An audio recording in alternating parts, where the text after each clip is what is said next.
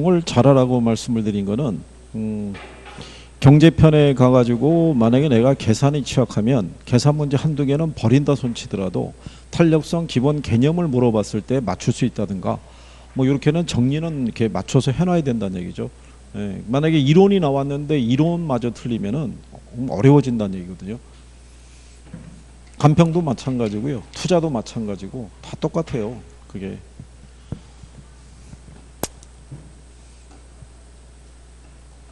그리고 거의 뭐 잘 안 물어보시잖아요.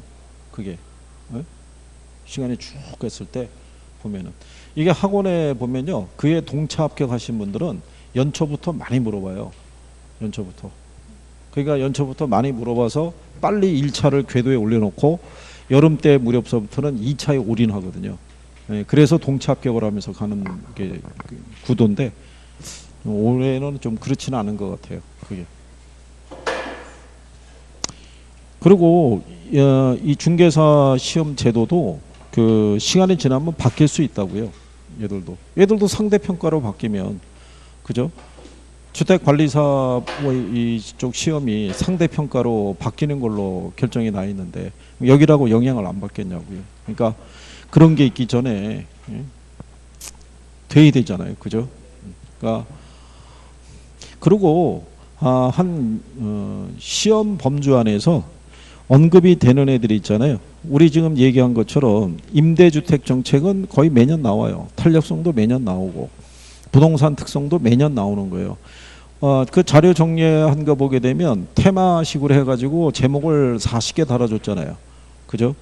예, 그러니까 그 범주를 기준으로 해가지고는 언급이 된다는 얘기예요. 거기 있는 내용 정도만 정확하게 이해가 되더라도 60점을 넘기는 거는 별로 어렵지는 않을 거예요.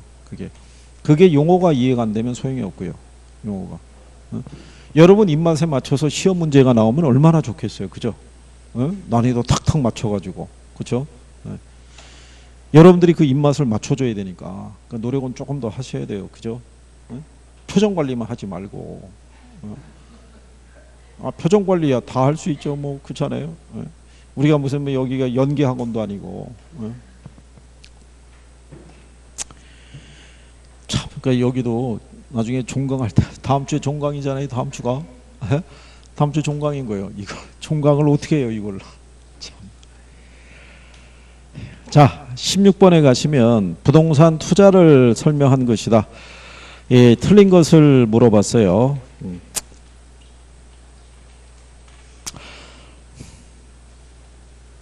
거기 보시면요. 1번에 미래는 불확실하기 때문에요. 투자자는 위험을 분산시키고 수익률을 높이기 위해서 분산 투자를 한다라고 해놨어요. 그죠? 예. 분산 투자하는 것은 이제 대표적인 게 포트폴리오죠. 예. 근데 이 포트폴리오 쪽을 가시게 되면 얘는 시험상에서 잘 쓰기 때문에 알아둬야 돼요. 포트폴리오의 총위험 아시죠? 그죠? 총위험은 체계적 위험하고 뭐하고요? 예, 비체계적 위험의 합으로 돼 있고, 우리가 포트폴리오를 구성함으로써 줄이고자 하는 위험은 얘를 줄이고자 함인 거예요. 그죠? 얘가 줄어들면 얘도 줄어들어요. 그죠? 근데 뭐는 줄어들지 않아요. 예. 근데 요즘은 출제 패턴이 뭐냐면요, 포트폴리오 이론이라는 제목을 달고 얘네를 출제하지 않고요, 그냥 제목을 부동산 투자의 위험과 수익을 물어볼 때 얘네들이 들어와요. 그러니까 기본적으로 알아두셔야 되겠고, 포트폴리오를 물어보면은 얘도 물어볼 수 있어요. 뭐, 자, 상관계수는 마이너스 1에서부터 1까지 존재하죠. 그때 상관계수가 1만 아니면 위험분산 효과가 나타나는 거예요. 그죠? 그래서 마이너스에 가깝다는 얘기는 두 개의 투자 자산의 위험과 수익의 움직임이 반대 방향으로 간다는 거예요. 그랬을 때가 분산 투자 효과가 커진다라는 거, 그거 기억하시면 되고요. 그 다음에 최적 포트폴리오 있죠. 최적 포트폴리오는 뭐하고 뭐의 접점에서 이루어져요. 최적 포트폴리오는 최적 포트폴리오는 그래도 여기 2천여하고 여기 성이 뭐라 그러지 그때? 2천여하고 5천여는 김 총각이 있어서 다행인 거야. 여기서 방패를 해주니까. 없으면 글로 가서 물어볼 거 아니야. 얘가 지금 모든 걸 막아주고 있는 거야 지금. 응? 얼마나 다행인 거야. 뭘 고개를 끄덕거리고 있어. 야. 그렇다고 해서 여기서 물어보면 이게 쫙 나와줘야 되잖아. 그렇잖아. 그 얼마나 보기 좋아. 깔끔하잖아 그냥. 그렇잖아. 그런 의미에서 최적 포트폴리오는 뭐하고 뭐의 접점에서 일어나는 거야. 그래 누구나 다 알고는 있는 거야. 알고 있는데 대답이 되게 알고 있는 거잖아. 참.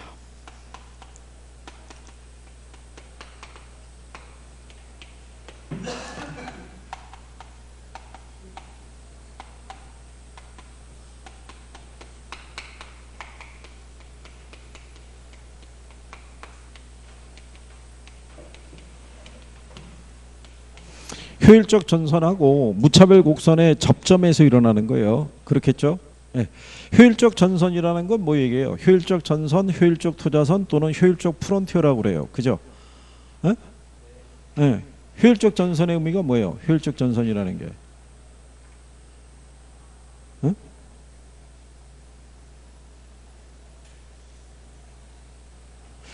평균분산 지배원리가 뭐예요?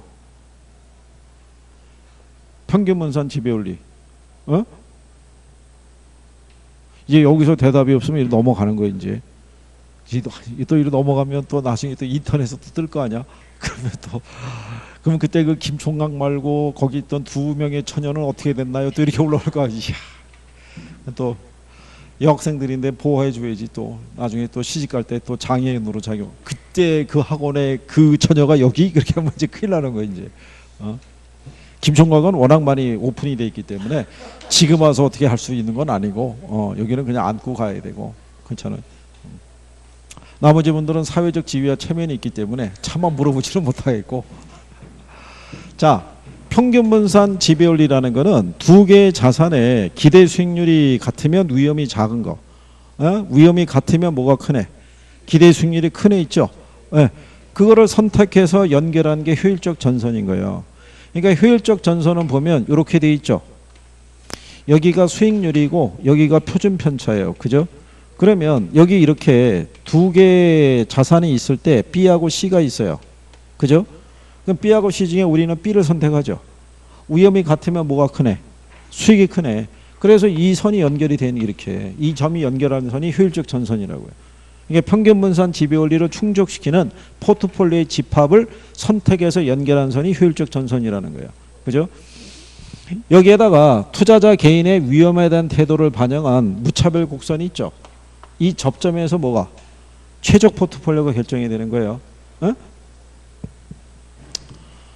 그래서 그 내용 정도는 알아두시면 되겠고요. 여기 16번에서 틀린 거는 4번이에요. 부동산 투자는 항상 인플레이션 해지 효과를 얻을 수 있다고 해놨죠. 이게 저기 해설 이렇게 돼 있는데 일반적으로 우리가 부동산이 실물 자산이죠.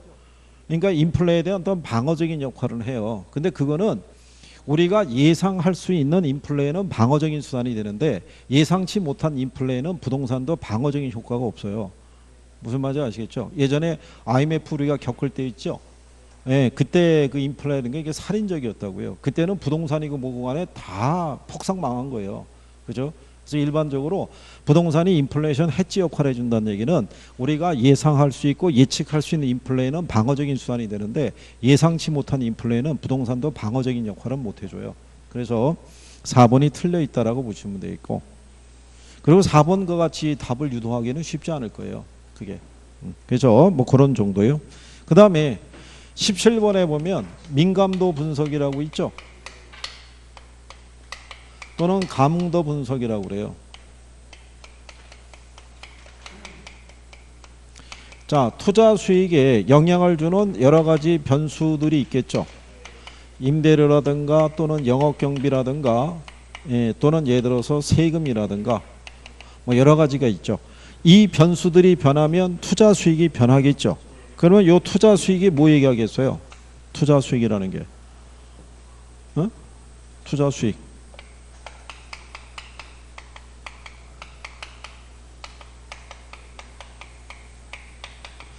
수년가 또는 내부 수익률을 얘기하는 거예요. 이게 시험에 어떻게 나왔냐면 투자 수익에 영향을 주는 여러 가지 변수들과의 관계 이렇게 나오다가 한 번은 수년가 또는 내부 수익률에 영향을 미치는 뭐 이렇게 나온 거예요.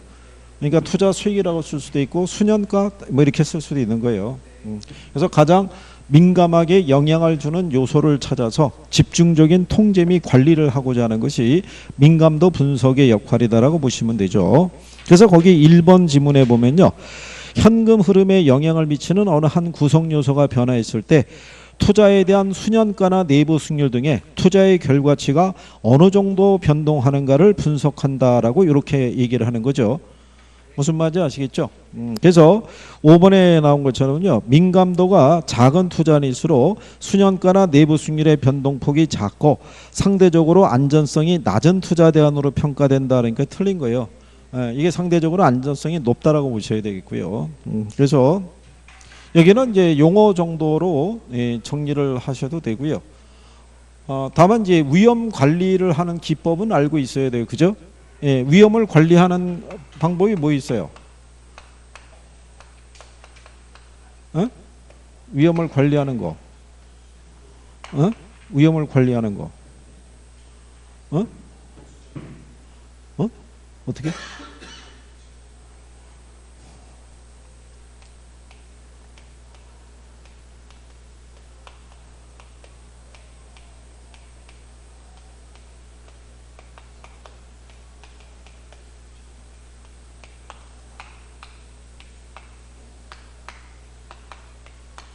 이게 작년에도 문제상에서 언급이 된 거예요. 그러니까 위험을 관리하는 방법에는 위험을 회피하는 것 있죠. 위험한 투자를 제외시키는 거.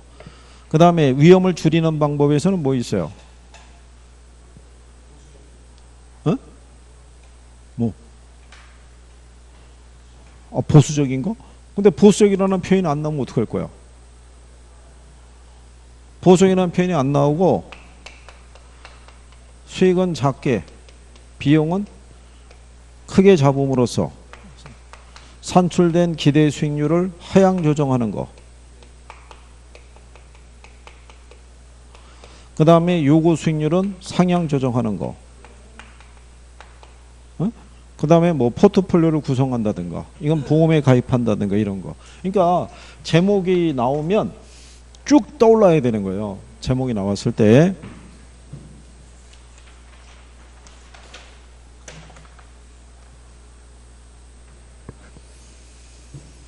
자, 그래서 투자에 관한 용어 정도는 반드시 구별이 되셔야 된다는 거고요. 18번에 가면 이제 부동산 시장이 나오는데요.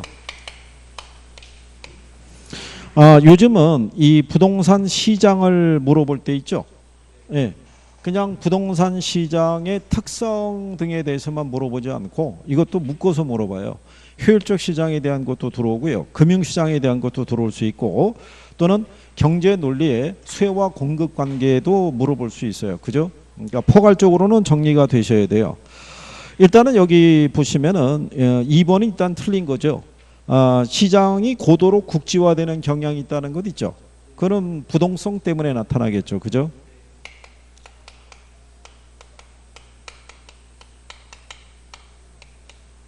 시장이 국지화되고요. 이 안에서 여러 개의 하위 시장 또는 무슨 시장, 부분 시장이 발생하게 되는 이유가 여기 있다라고 보시면 돼요. 그죠? 같은 A동 안에서도요. 아파트도 있고 연립도 있고 다세대도 있고 단독주택이 있을 때, 그죠? 아파트 안에서도 같은 A동이더라도 1층이냐 아니면 10층이냐에 따라서 시세는 달라질 수 있어요, 없어요? 달라질 수 있다는 얘기죠. 또 수요 공급 관계도 다 다르게 나타나는 양상이죠. 그렇게 만들어주는 게 뭐 때문에? 부동성 때문에 가능하다라는 얘기죠. 그래서 2번이 잘못되어 있다. 이렇게 구별하시면 돼 있고.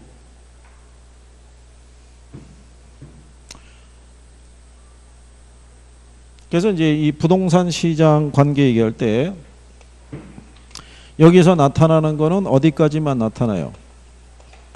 예, 중강성까지 형태가 나타난다는 거. 부동산 시장은 대부분 강성 효율적 시장이며 시장 참여자들은 초과이익을 누릴 수 있다. 그러면 틀리겠죠. 부동산 시장은 무슨 시장? 중강성이에요. 그러면 시장 참여자들은 초과이익을 얻을 수 있어요, 없어요? 어? 이게 맞는 거예요. 얘가 중강성이잖아요. 그러니까 저 미래 정보를 매개로 하면은 무슨 이윤을 얻을 수 있어요? 초과이익을. 그거는 주식시장이나 부동산 시장이나 똑같다고요. 자, 우리가 왜 효율적 시장 이론을 배우냐면 부동산 시장에서는 확인되지 않는 어떤 소문이나 루머에 의해서도 부동산 가격은 요동을 친다고요. 그죠? 이유가 왜 그러겠어요? 현재 시장에서 거래되는 가격은 현재 정보까지만 반영이 되어 있는 거예요. 미래 정보는 반영이 안 돼 있다고요. 그러니까 미래 정보를 이용하면은 무슨 이윤을 얻을 수 있는 거예요? 초과 이윤을. 근데 얘가 만약에 강성이라고 나오면 틀리죠. 강성에서는 어느 누구가 어떠한 정보를 이용하더라도 무슨 이윤? 초과 이윤 얻을 수가 없죠. 그리고 부동산 시장이 강성이라면 틀릴 거 아니에요. 그죠? 예, 그런 게 묶여서 나올 때 구별할 수 있으셔야 되겠고요. 그 다음에 19번에 보면 화폐의 시간 가치에 대해서 물어봤어요. 그죠? 그러면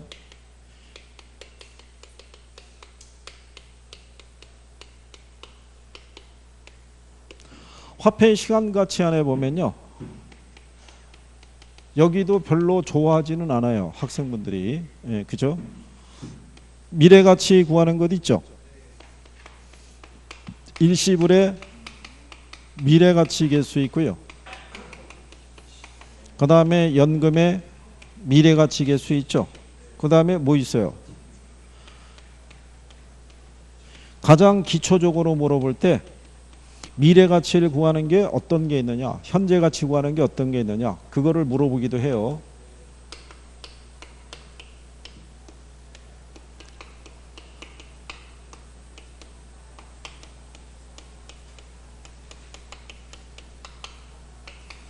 자, 여기서도 싫더라도요, 기본적인 거는 해줘야 돼요. 그죠?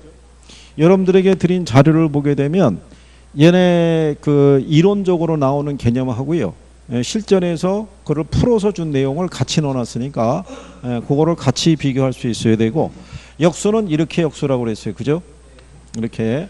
자, 이 중에 여러분들이 우리가 영업현금 흐름이 있죠. 영업현금 흐름만 가게 되면 이렇게 나가죠. 여기서 보면은 이 부 있죠. 네. 요 부채 서비스액을 구할 때 뭐로 적용한다 그랬어요? 부채 서비스액. 부채 서비스액. 얘 구할 때 이거 쓰는 거예요. 저당상수. 부채 서비스액이 원리금이니까. 그죠? 네. 그 다음에 매각 현금 흐름을 계산하려고 그러면 매도 가격에다가 매도 경비를 빼면은 순 매도액이 나오고요. 전, 후 이렇게 나와요. 그죠? 그랬을 때 여기 보면은 미상환 저당장금 빼죠. 얘 구할 때 뭐 써요? 미상환 저당장금 구할 때. 얘 쓴다고, 얘. 연금의 현가계수. 남아있는 잔금 구할 때. 왜냐하면 지문으로 이걸 활용할 수도 있으니까 거기까지 알아둬야 되는 거예요. 그죠? 자, 그 다음에 잔금 비율은 1 마이너스 상환 비율로 구하죠. 그럼 상환 비율은 1 마이너스 잔금 비율로 구하죠. 여기서 잔금 비율 구할 때 뭐 쓰는 거예요? 잔금 비율 구할 때 얘 쓰는 거예요. 연금의 현가계수. 그러면 상환 비율 구할 때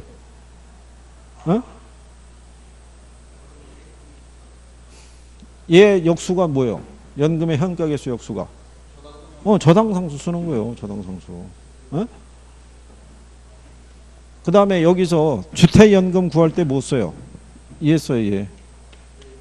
그거 계산할 때 주택연금 계산할 때. 그러니까 기본적인 거라도 해줘야 되는 거예요. 그죠? 그리고 또 시험에서는 자, 우리가 원리금 구하는 거는 원리금 균등 상환 방식에서 원리금 구하는 거 저당상수라는 건 알고 있어요. 그죠? 근데 만약에 김 총각이 5년 후에 한 결혼하기 위해서 주택을 구입하려고 해요. 근데 주택 구입자금 5억 원을 만들기 위해서 지금서부터 얼마씩 적금을 들어야 될까? 그 매기간 적립해야 되는 적금액 계산할 때는 뭐를 써야 돼요? 그러면 감채인계수를 써야 돼요. N년 후에 이론을 만들기 위해서 매기간 불입해야 될 액수 있죠? 예. 자, 그래서 이제 그런 내용을 그래서 1번에는 주택 구입을 위해 원리금 균등분할 사업 방식으로 주택 구입 자금을 차입한 가구가 매월 상환할 금액을 산정할 때는 감채인계수가 아니라 뭐를? 저당상수를 써야 되겠죠. 그 다음에 3번에 보면요. 정년퇴직자가 매월 연금 형태로 받을 퇴직금을요. 퇴직 시 일시불로 지급받게 될 금액을 산정할 때는 뭐를 써야 되는 거예요? 그는 일시불의 현가계수 쓰는 거예요. 예를 들어서 이럴 수 있죠. 얼마 전에 보니까는 저기 올림픽에서 이제 메달 땄던 친구가 이번에 뭐 결혼한다 그러는데 뭐 예를 들어서 연금을 뭐 최대 많이 받는다 뭐 이렇게 얘기를 해요. 그죠? 근데 걔네들이 연금을 받을 때요. 사망할 때까지 매달 100만 원씩 받거나 아니면 일시불로 받을 수도 있어요, 없어요? 걔네가 연금 점수가 넘쳐나면은 그러면 그걸 일시불로 받게 돼 있다고요. 그죠? 그러니까 통상 그렇게 얘기를 해요. 건강에 자신이 있으면은 분할해서 받는 거고 그렇지 않으면은 그냥 일시불로 받는 거예요. 그때 일시불의 현가계수 쓰는 거예요. 그리고 이제 4번에 보면 10년 후에 1억 원이 될 것으로 예상되는 토지 있죠. 그걸 내가 10년 후에 구입하기 위해서. 그죠? 그러면 10년 동안 얼마 구입해야 돼요? 얼마? 1억 원을 정리를 만들어야겠죠. 그때 쓸 때는 감채인계수 쓰는 거예요. 그리고 연금의 현재 가치 계수의 역수가 뭐예요? 저당상수라고 그랬어요. 그러니까 기본적인 역수하고 어디에 적용하느냐라는 정도만이라도 정리해달라는 거예요. 에? 뭐 계산이나 이런 걸 빼고 할 수 있는 건 해야 되잖아요. 그죠?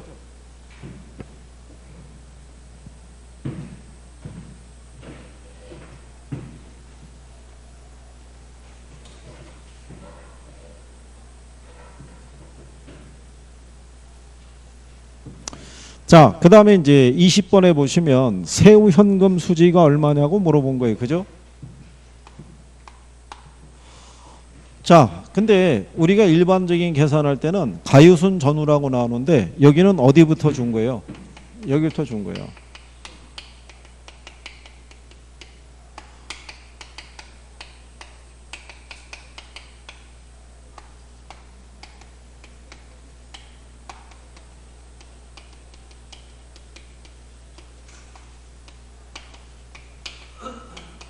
실전에서도 여기서부터 기준해서 출제를 했던 선례가 있어요. 세후를 구하라고. 여기 보면은 순운용소득이 얼마예요? 1억 2천만 원이죠. 그 다음에 부채 서비스액을 구해야겠죠. 부채 서비스액이라는 건 뭐 얘기예요? 융자를 받았을 때 갚아 나가야 될 원금과 이자의 합계를 얘기를 해요. 그러니까 연간 융자 원리부금이 6천이죠. 그러니까 6천을 빼야 되는 거예요. 6천을 빼면은 세전이 얼마 나오겠어요? 역시 6천이 나오잖아요. 그러면 여기서 뭐를 빼야 돼요? 영업소득세를 빼야 되죠. 그러니까 영업소득세 계산하려고 그러면 이렇게 가면 되죠. 그러면은 과세 표준 소득이 나올 것이고 여기에다가 뭐를 세율을 곱하게 되면은 영업소득세가 나오겠죠. 그럼 여기도 줬잖아요. 순영업소득이 얼마라고? 거기 보면은 이자 나와 있죠. 이자가 5천이고 감가상각이 2,500이잖아요. 그러면은 두 개를 더하면 얼마예요? 그러면은 1억 2천에서 7,500 빼면은 남는 게 얼마겠어요? 4,500 나오겠죠. 그렇죠? 세율은 30% 줬을 거고 4,500에서 30%는 얼마겠어요? 1,500 정도 나오겠죠? 1,350 나오겠군요. 1,350. 그러면 6천에서 얼마 빼면요?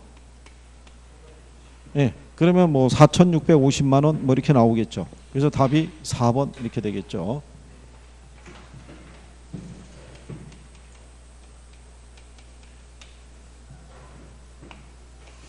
실전에서도 이런 배열로 출제를 했어요. 이런 배열로. 이게 이제 위에서부터 내려오기에는 시간이 너무 많이 걸린다고 보고 순운용소득서부터. 그런데 이거를 하나 풀었다고 그래서 계산 문제가 다 정리되는 건 아닌 거예요. 네. 근데 어느 분은 이 계산에 또 집착을 하셔가지고 계산을 하나 풀면은 그냥 다 가진 것처럼, 그죠? 이론 다 틀려도 이거 하나 맞는 걸로 그냥 만족을 하거나 그러면 곤란하다는 얘기죠. 그러니까 대신에 21번 같은 경우는 뭐 당연히 맞춰줘야 되죠. 화폐 시간 가치를 일단 고려하는 방법을 우리가 순수 내현이라고 그랬죠. 답은 5번의 순소득 승수법이죠. 네. 일단 승수법은 어디에 있는 거예요? 어림셈법 있죠. 이 안에 가게 되면 승수법이 있고 뭐가 있어요? 수익률법이 있잖아요. 이 승수라는 게 회수기간 얘기했다고 그랬죠. 그래서 단순 회수기간이나 이런 애들은 얘가 화폐 시간 가치를 고려한 방법이 아니라고요. 그러니까 승수라는 표현이 들어가 있으면 화폐 시간 가치를 반영한 방법이 아니다라는 거. 이것도 가끔씩 지문으로 써요. 그래서 화폐 시간 가치를 고려한 방법을 우리가 글자 따서 순수 내현이라고 정리했어요. 그죠? 네, 그래서 그거 정도는 거기 1, 2, 3, 4번이 그거잖아요. 순수 내현이라고. 그러니까 오늘 구별을 해 두셔야 되겠고요.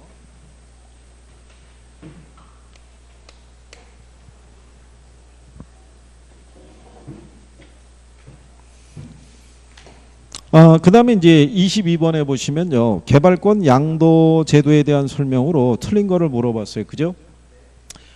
개발권 양도제는요. 우리가 이제 지역지구제를 시행하는 거는 시장에서 발생하는 부의 외벽가를 제거하기 위해서 또는 토지 이용에 있었을 때 효율성을 높이기 위해서. 그죠? 그래서 우리가 이제 지역지구제를 시행을 하죠. 근데 이제 이 효율성을 높이기 위해서 우리가 지역지구제를 시행하다 보면은 토지 이용 규제에 따르는 이 형평성 문제가 대두가 되죠. 그래서 이 형평성 문제를 우리가 완화시키기 위해서 쓸 수 있는 게 그게 바로 뭐예요? 그게 개발권 양도제예요. 우리나라에는 현재 도입이 안 돼 있다라고 얘기했고요. 거기까지는 시험에 인용을 한 거죠. 개발권 양도제의 가장 큰 특징 중에 하나가 뭐예요? 이게 정부의 뭐를 재정 부담을 최소화하는 거죠. 예, 최소하고 어디를 통해서 시장 기구를 통해서 이 형평성 문제가 해소가 될 수 있도록 유도하는 게 개발권 양도제라고 보시면 돼요. 그죠? 원래는 이게 그 문화재라든가 이걸 보호하기 위한 방법으로도 쓴 거예요. 그러니까 예를 들어서 우리나라 같으면은 경주 아시죠? 예, 경주는 개발이 엄격하게 제한이 되어 있다고요. 그럼 그 사람들 입장에서는 재산권 행사에 어려움이 많잖아요. 그러니까 그런 것들을 보호하기 위해서 이런 제도를 도입할 수 있다라고 보시면 될 거예요. 그래서 이제 1번에 보면 개발권 양도제는 토지 시장에 대한 정부의 개입에 의한 해결 방법의 하나다. 근데 이게 문장은 조금 완전하진 않아요. 일단은 정부는 뭐는 발급을 해줘요. 개발권은 발급을 해주는 거예요. 발급을 해주는데 취지는 재정 부담을 안고 그걸 해결하겠다는 게 아니라 개발권만 발급을 해주고 너희들끼리 알아서 조정을 하라 이런 식이라 얘기를 하고 이렇게 생각하시면 되는 거예요.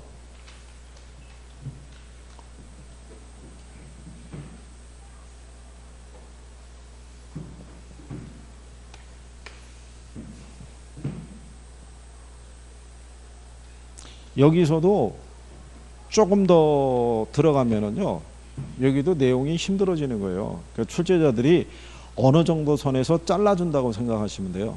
이게. 그죠? 이걸 만약에 문제로 내보면 저기를 조금 벗어나게 되면 그래도 요즘은 뭐 1분 안에 풀게끔 유도하니까 뭐 그 이상 뭐 어렵게는 구성이 안 되겠죠.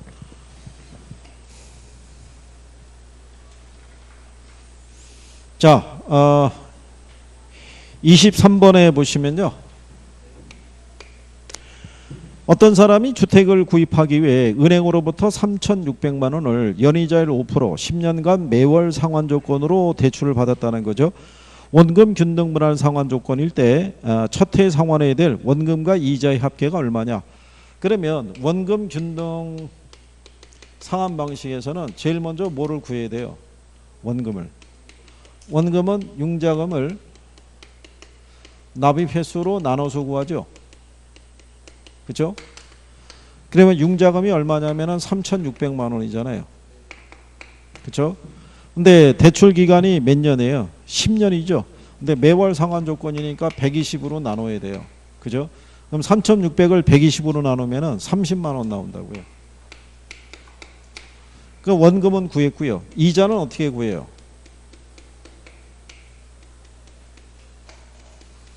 융자 잔액에다가 뭐를 곱해서 이자율을 곱해서 우리가 구하는 개념이죠. 3,600에 대한 이자율이 연이자율이 몇 프로예요?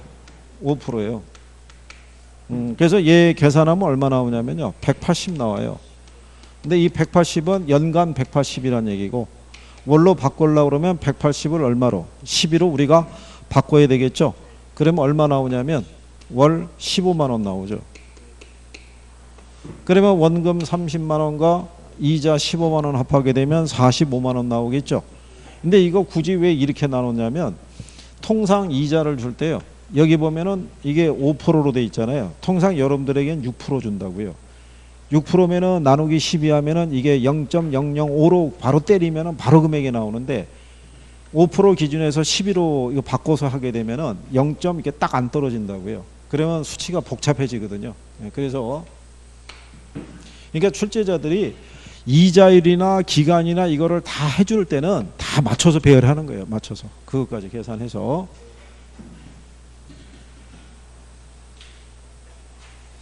이게 저희들이 주는 모의고사도요.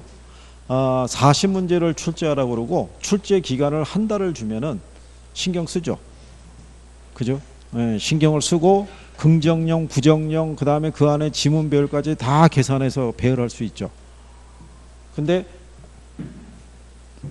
선생님 다음 주까지 모의고사 문제가 필요합니다. 이러면은 막 또 맞춰갖고 내야 되잖아요. 그러니까 이제 선생들이 가끔 오류도 발생하고 막 그러는 거죠. 그러니까 문제 만드는 것도 쉬운 게 아닌 거예요.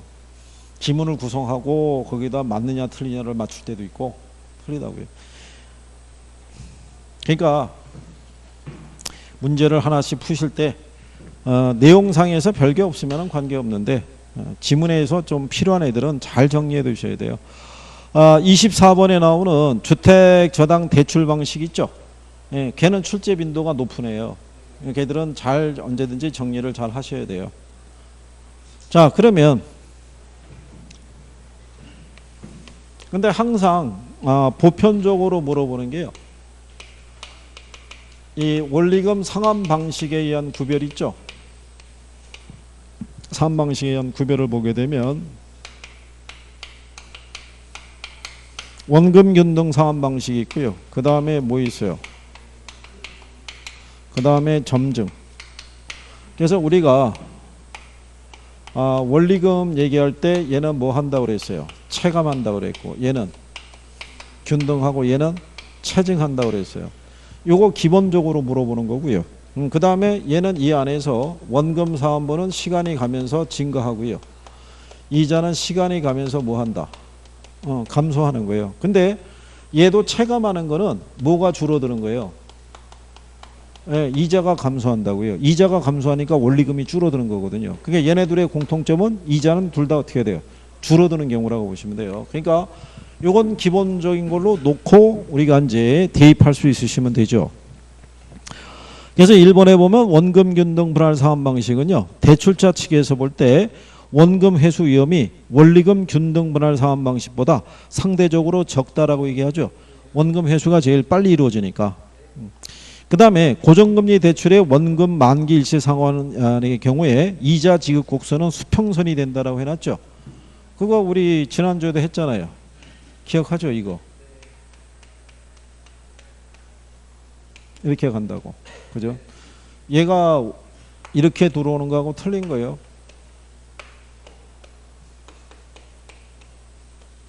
이거는 원리금 균등분할 사업 방식에서의 원리금에 대한 크기를 추이를 나타낸 거고, 얘는 이자가 만기 때까지 동일하기 때문에 이거는 만기 일시 상환 방식 얘기하는 거예요. 그렇죠? 옛날에 그 2004년도에 주택금융공사법이 제정이 되고요. 보금자리론이 도입되기 전에는 시중은행에서 취급하는 거는 저거밖에 없었어요. 3년 만기 상환자당밖에. 그 당시에 장기 대출이라고는 10년짜리, 그 당시에는 이제 국민주택기금이죠. 예, 그거 정도만 가능했던 거예요. 근데 그거는 일반인들이 대출받기 힘든 거예요. 부부 합산 연소득이 그때 당시에는 뭐 3천만 원 이하 뭐 이런 사람만 융자받을 수 있었으니까. 그래서 예전에 중개사들이 3년 만기 상환저당을 장기 대출이라고 그걸 속여서 소개해줬다고요. 왜? 기간 연장이 되거든요. 2번에 거쳐서. 근데 그거를 중개사들이 연장해 주는 게 아니잖아요. 은행에서 연장해 주는 거지. 그런 식으로 그때 당시에는 했었어요. 그리고 그때 당시에는 저게 문제가 아니었던 게, 그때는 대부 비율이 90%까지 주던 때도 있었어요. IMF 터진 직후인 2001년도에는 융자 비율이 90%까지. 그러니까 1억짜리 사면 9천만 원까지 융자해 줬어요. 저거를. 근데 집값이 어떻게 돼요? 계속 뛴 거예요. 올라간 거예요. 그 이후로. 그러니까는 그때 당시에 빚내서라도 집 산 사람들은 돈 번 거예요. 투자가 잘 들어갔으면. 그러니까 사람들이 무슨 생각하겠어요? 단기간에 돈 벌 수 있는 거는 뭐밖에 없다. 부동산밖에 없다. 오로지 그거밖에. 그죠? 그러니까 이번에도 나오는 거잖아요. 원래 이 투기 과열지구나 이렇게 지정돼 있어서는 대출이 규제가 묶여 있어서 융자받기 힘들어요. 그런데 바로 엊그저께 언론에 소개된 바에 의하면 강남 쪽에서 한 30억짜리 물건 살 때 자기 돈 갖고 안 산다는 거잖아요. 그죠? 대출을 안 받아도 된다는 거 아니에요. 일단 현금이 10억 이상인 사람들이 문장이 많으니까. 그게. 그러니까 김총각 표정이 내 얘기하는 것 같네 뭐 이런 표정이네. 그래? 자, 어쨌든 뭐 그렇다는 얘기고요. 3번에 보시면 원리금 균등분할 사업 방식은 원금 균등분할 사업 방식에 비해 초기에는 원리금의 지불액이 많다, 그러니까 틀렸다는 얘기죠. 대출 초기에 원리금 지급액이 제일 큰 애는 누구예요? 원금 균등이에요. 우리가 이렇게 해드렸잖아요. 시간이 경과할수록 차입자의 소득은 증가하는데요. 대출 초기 있죠. 차입자의 소득에서 원리금이 차지하는 비중이 제일 큰 게 뭐예요? 그게 원금 균등이라고요. 그 다음에 뭐가 되고요? 원리금. 그 다음에 이렇게 점증이 가겠죠. 그러니까 대출 초기에는 원리금 상환액은 뭐가 제일 큰 거예요? 원금 균등이 제일 큰 거예요. 그죠? 자, 그래서 이제 그런 내용. 그러면 저기 있는 원금 균등이 있고 원리금 균등이 있고 점증이 있죠. 셋 중에 대출자가 인플레 위험이 있죠. 인플레 위험에 대처하기 위해서는 셋 중에 무슨 방식으로 대출해 줘야 된다 그랬어요? 원금 균등, 원리금 등 점증 중에서 어디에? 지난주에 했잖아요. 지난주에. 김총각, 셋 중에 뭐? 셋 중에 뭐? 여기 셋 중에 뭐야? 점증이에요, 점증. 아니, 우리 그랬잖아요. 인플레가 심한 시기에는 화폐 실질적인 가치가 떨어지잖아요. 그때 상환이 많이 들어오면은 대출자는 손해 아니에요. 그죠? 그러니까 상환 시기를 늦춰주는 거예요. 그죠? 지난주에도 얘기를 했다고요. 그죠? 지난주에도. 근데 도대체가 일주일 사이에 뭐 보고 있는 거예요? 1차 공부 안 하나 보죠? 요즘은 그냥 계속 돌아야 돼요. 안 보면 잊어먹는 거야, 안 보면. 여기서 와서 선생이랑 할 때는 다 풀리는 것 같고 다 되는 것 같아요. 그죠? 끝나고 난 다음이 문제예요. 끝나고 난 다음에. 뭐 갖고 공부해야 될지. 그렇다고 해서 이거 지금 학계론 정리가 안 된다고 지금 총론을 붙잡고 있다는 건 잘못된 판단인 거예요. 무슨 말인지 알겠어요? 맨날 앞에만 어떻게 보냐고 맨날. 점핑해서. 근데 문제가 뭐냐면 경제를 보는데 경제에서 맥히는 부분이 있으니까는 거기가 진도가 안 나갈 거 아니에요. 그럼 걔를 붙잡고 있을 수는 없잖아요. 넘어가야 될 거 아니에요. 다른 파트를. 자꾸 돌아야 될 거 아니에요. 그리고 안 되는 거는 선생을 봤을 때 붙잡고 물어봐야 되는데 결국 한 번도 안 물어보고 종강을 맞이하고 있잖아요. 지금. 그렇잖아요. 그러니까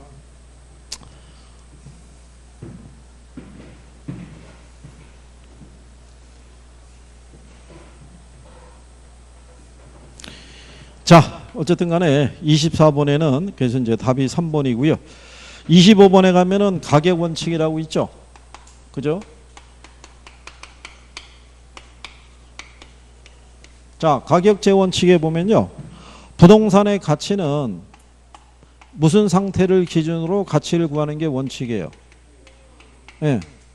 근데 요 개별 부동산의 최이호 이용 상태는요. 지역이 변하면 개별 부동산의 최이호 이용 상태도 변할 수 있어요, 없어요? 변할 수 있어요. 그래서 얘를 적용하기 앞서서 전제가 되는 원칙이 변동하고 예측의 원칙인 거예요. 그렇죠? 예. 그래서 우리가 부동산을 둘러싸고 있는 환경은 계속 변하기 때문에 무슨 시점을 정해놓고 예, 이 기준 시점에 기초해서 가치를 구하라는 거고요. 그 다음에 얘가 최이호 이용 상태인지 아닌지 여부는요. 내부 측면에서 밸런스가 맞는지 또는 주변 환경하고의 적합성이 있는지 여부를 살펴봐야 돼요. 그래서 내부 측면의 대표적인 게 무슨 원칙? 균형의 원칙인 거예요. 밸런스가 안 잡히면은 무슨 감가를 적용할 수 있어요? 기능적 감가. 주변 환경과 적합하지 않으면은 무슨 감가를 쓸 수 있어요? 경제적 감가를 쓸 수가 있다고요. 그죠? 예, 그랬을 때 내부 측면에 보면 균형의 원칙 말고 뭐 있어요? 기여의 원칙. 그 다음에 수익 배분의 원칙. 그 다음에 수익 체증 체감의 원칙. 그러면 외부 측면에는 뭐가 있어요? 외부 측면에는 외부성의 원칙. 그죠? 경쟁의 원칙. 기회비용의 원칙. 그죠? 그때 최이용과 간접적으로 또는 기타라고 분류하는 애들이 뭐가 있다? 걔들이 대체의 원칙. 그 다음에 수요 공급의 원칙. 이렇게 해서 토탈 몇 가지냐면 13가지예요. 13가지니까 출제자들이 출제하기가 좋겠죠. 그런데 지난 10년 사이에는 주로 얘하고 얘만 낸 거예요. 균형의 원칙하고 적합의 원칙만. 그러니까 얘네를 중심으로 해서 그래서 균형의 원칙은 무슨 감가? 기능적 감가. 적합의 원칙은 경제적 감가 산정할 때 기초가 되고요. 3방식의 근거가 되는 게 무슨 원칙? 대체 원칙인 거예요. 기회의 원칙은 추가 투자 여부를 판정할 때 얘를 쓰는 거예요. 무슨 원칙? 기회의 원칙을. 이것도 안에서 이렇게 구성을 다 해놓은 거니까 정리를 잘 해두면 되겠고요. 그래서 거기 25번에 보시면요. 1번에 기여의 원칙은요. 부동산의 구성 요소가 전체에 기여하는 정도가 가장 큰 사용 방법을 선택해야 된다는 점이다라고 돼 있죠. 그래서 그런 거예요. 엘리베이터가 없는 건물이 있어요. 그럼 밸런스가 안 맞잖아요. 그럼 엘리베이터를 설치하기 위해서는 추가로 비용을 투자해야겠죠.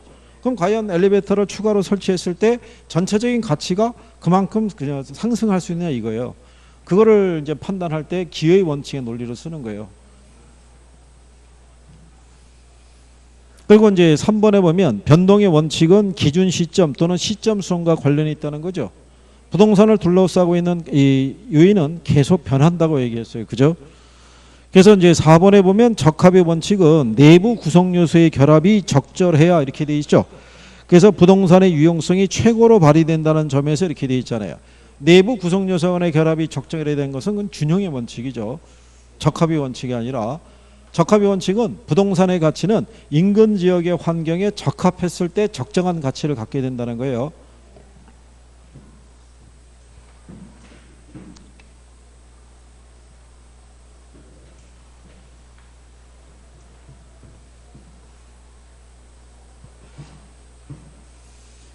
그 다음에 이제 26번에 보면요.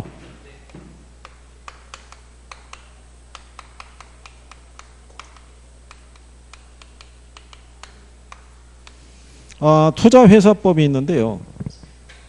요게 이제 이번에 개정은 다 돼 있는데 시행일이 내년 2월 20일이라고 그랬어요. 그죠? 에? 설마 그거를 노리고 있는 건 아니죠? 올해 떠나야지. 그 내년에 개정된 거 많이 있어요. 개정된 거. 그렇기 때문에 올해 마무리하고 하는 게 제일 좋은 거예요. 그죠? 자, 일단은 부동산 투자 회사 있죠? 걔 외부로부터 돈 차입할 수 있어요, 없어요? 어? 외부로부터 차입할 수 있어요, 없어요? 차입. 어?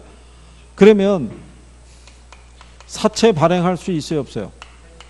어? 차입은 둘 다 되는 거예요. 그죠? 얼마의 규모로 차입할 수 있어요? 어?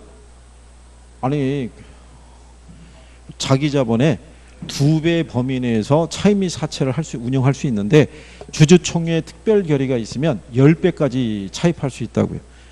그래서 거기 1번 지문에 보면 부동산 투자회사는 주총회 특별 결의가 있을 때는 자기 자본의 10배 범위까지 차입 및 사채를 발행할 수 있다고 해놨죠. 원래는 몇 배냐면 2배요, 2배. 2배인데 주총회 특별 결의가 있으면 10배 범위까지는 차입 및 사채를 발행할 수 있는 거예요. 그죠? 그 다음에 우리 지난번에 얘기했지만 위탁관리 부동산 투자회사하고요. 기업구조조정 부동산 투자회사는 명목회사라고 그랬죠. 그래서 얘네는 자산의 투자 운영이 있죠. 자산의 투자 운영을 직접 못하죠. 그러니까 누구에게? 어? 누구에게? 자산관리회사에게도 위탁을 줘야 되잖아요. 위탁을. 그 자산관리회사의 자본금이 70억 이상. 그렇죠? 자산운영 전문 인력을 몇 사람? 5인 이상을 상근으로 둬야 된다라고 얘기한 거예요. 그죠? 그 다음에 기업구조조정 부동산 투자의 세계만 적용되는 특례사항이 뭐 있었어요? 몇 가지 있었어요? 어? 기업구조조정 부동산 투자에서만 적용되는 특례사항 몇 가지? 어? 4가지? 그래 뭐? 어?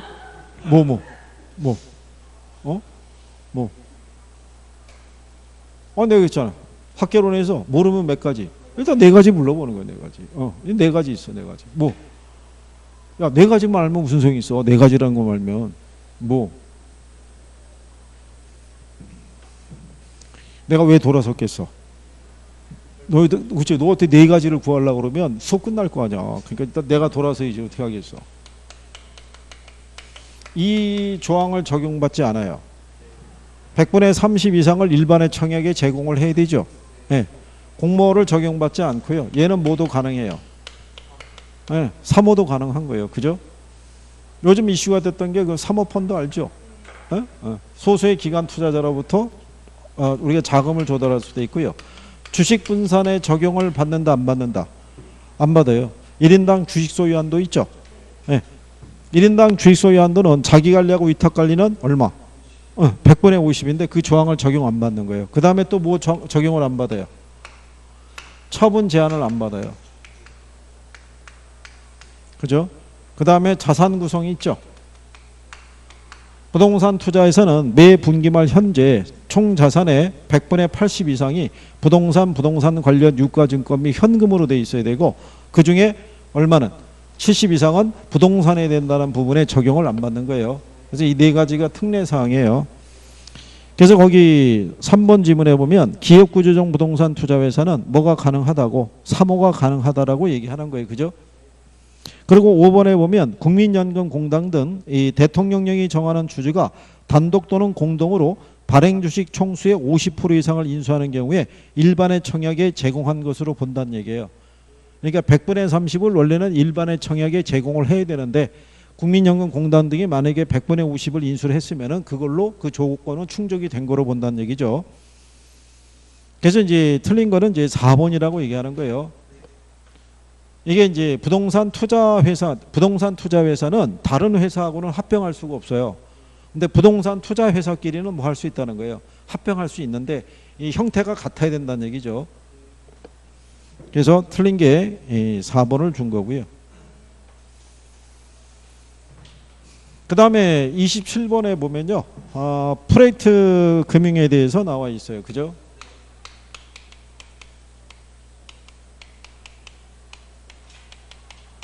얘도 가끔씩 나오죠. 부동산 개발 금융의 가장 대표적인 경우니까. 그렇죠? 그리고 얼굴 표정이 선생이 뭔가 이 문제하고 동떨어진 실없는 얘기를 하면은 집중력이 잠깐 높아졌다가 그냥 계속 문제를 풀면은 축축축 처지는 거예요. 그죠? 간신히 앉아있는 듯한 그런 표정이 있죠.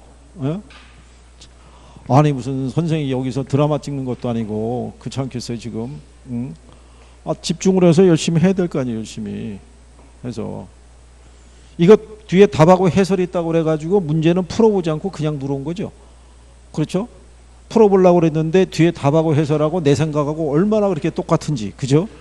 많이 뭐 봐야 될 필요는 못 느끼는 것 같고 대충 훑어보다가 답만 체킹하고 들어왔다는 얘기죠. 그래서 문제에 오류가 있으면은 뭐 아무것도 못하는 거 아니에요. 그렇죠? 얘가 뒤에 답하고 해설이 있어서 그렇지 답하고 해설이 없다고 생각해 보세요.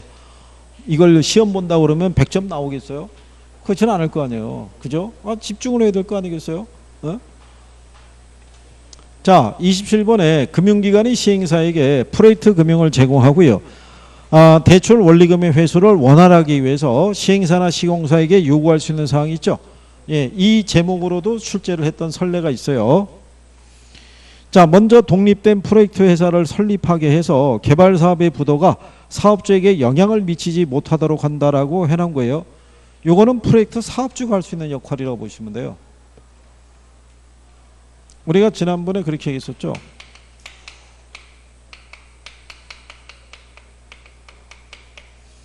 프로젝트 사업주가 GTX 이 사업권을 갖다가 얘가 따냈을 때 근데 이게 광역 고속열차를 개발하기 위해서는 자금이 한 1조 정도 소요가 된다는 거죠.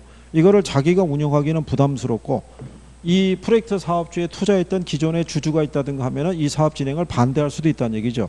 그러니까 요 사업을 추진하기 위해서 얘가 별도의 뭐를 설립하는 거예요. 예, 프로젝트 회사를 설립을 하고 얘한테 이 사업권을 양도하는 거죠.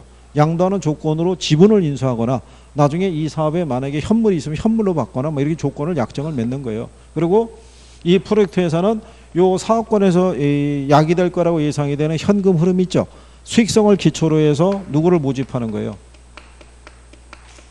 근데 이 투자자로부터 자금을 조달할 때 요게 지분의 형식을 빌려서 자금을 조달할 수도 있고요. 부채 형식을 빌려도 자금을 조달할 수 있기 때문에 과정이 되게 복잡한 거예요. 이게. 그죠? 자, 그랬을 때 거기 보시면 시행사하고 시공사의 부도 등과 같은 사유가 발생할 때 사업권이나 시공권을 포기하겠다는 각서를 받는다 이렇게 돼 있죠. 이제 그거는 이제 또 어떤 거냐면 여기 시행사가 있어요. 이게 과정은 되게 복잡해요. 근데 이게 시행사가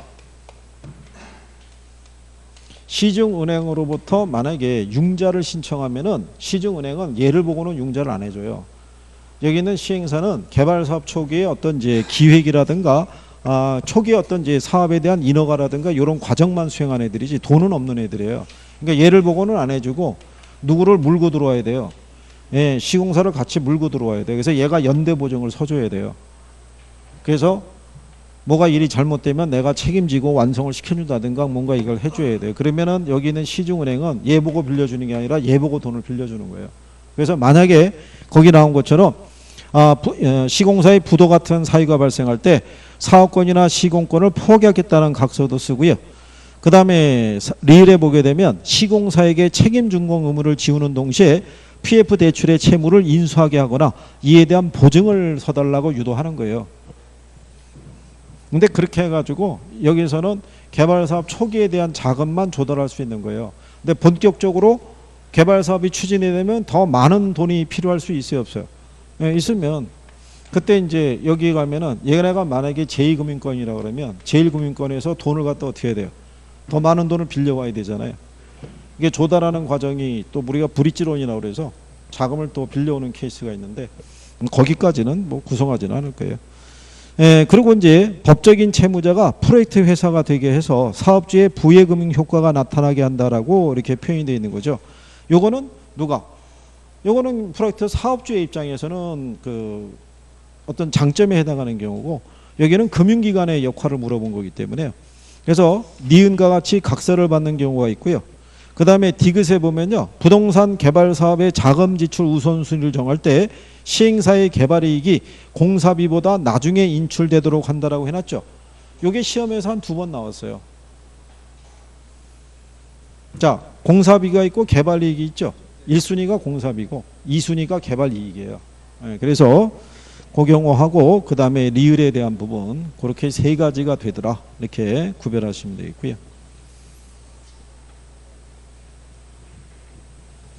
근데 가면 갈수록 조금씩 그 지문의 구성이 늘어나고 있어요. 예전엔 간단한 것만 줬는데 이거 하여간 되게 복잡한 내용이에요. 설명해 드릴 때 예전에 저거 설명해 드릴 때 영화사에서 투자자 모집하는 케이스로도 설명을 해드리고 기본적인 구성을 하더라도 일단은 여러분들 입장에서는 뭔가 복잡해 보면 싫어해요. 간단한 거 선호해요. 간단한 거. 탁 보고 찍을 수 있는 것 있죠. 28번 같이 포트폴리오 이론 나왔을 때 비체계적 위험은 줄일 수 없다. 얼마나 좋겠어요. 그죠? 행복할 거예요. 그죠? 어? 근데 28번까지 오는 동안에 이거 하나 맞는다 그러면 큰 뭐 아무 생각 없는 거죠. 거의 다 맞아줘야 될 거 아니겠어요. 그죠? 자, 그래서 여기 보면 상관 1번이 틀린 거고요. 아까 우리가 포트폴리오 해봤죠.